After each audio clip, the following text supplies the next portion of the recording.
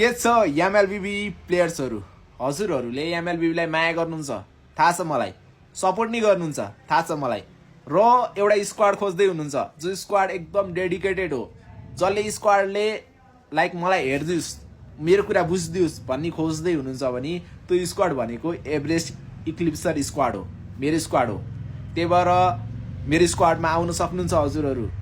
अर्को कुरा चाहिँ मेरो स्क्वाडमा आएर के फाइदा हुन्छ त्यसमा कुरा गरौँ है।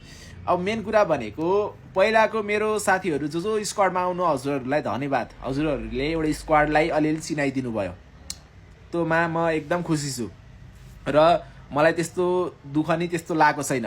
र स्क्वाड लिभ गर्ने बानी के मेरो विदाउट मेरो पर्मिसन, अब मेरो स्क्वाडमा आउनुहुन्छ भने हजुरले मेरो स्क्वाड विदाउट मेरो पर्मिसन हजुरले लिभ गर्न मिल्दैन। र अर्को कुरा चाहिँ मेरो स्क्वाडमा आउनुहुन्छ भने स्टारलाइट हामीले सिजन अनुसार म हालिदिन्छु, त्यसमा प्रब्लम छैन। जति पनि टुर्नामेन्ट हुन्छ म आफै अर्गनाइज गरौँला होइन कि रेजिस्टर गरौँला, त्यसमा म आफै गर्छु। हजुरहरू लाइक टुर्नामेन्टहरू खेल्ने, स्क्रिम्सहरू खेल्ने, सँगै खेल्ने हो, मसँगै खेल्ने हो। फेरि एज अ म जङ्गलर खेल्छु, हजुरहरू अरू लेनको हुनुहुन्छ।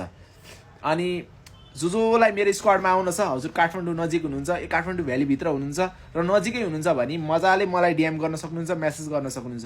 हामी शनिबार भेटेर नि कुरा गर्न मिल्छ। र जोलाई मेरो स्क्वाडमा आउन खोज्नु भएको छ उहाँहरूलाई एकदम वेलकम छ।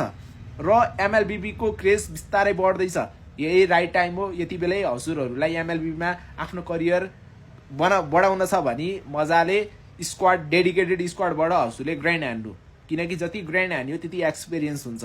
त्यही भएर म हजुरलाई मेरो स्क्वाडमा आउन भन्छु र हामी सँगै अगाडि बढ्न मिल्छ। साँझ लाइभ हुन्छ, स्ट्रिमिङ हुन्छ, त्यहाँ हामी मजाले कुरा गर्न मिल्छ।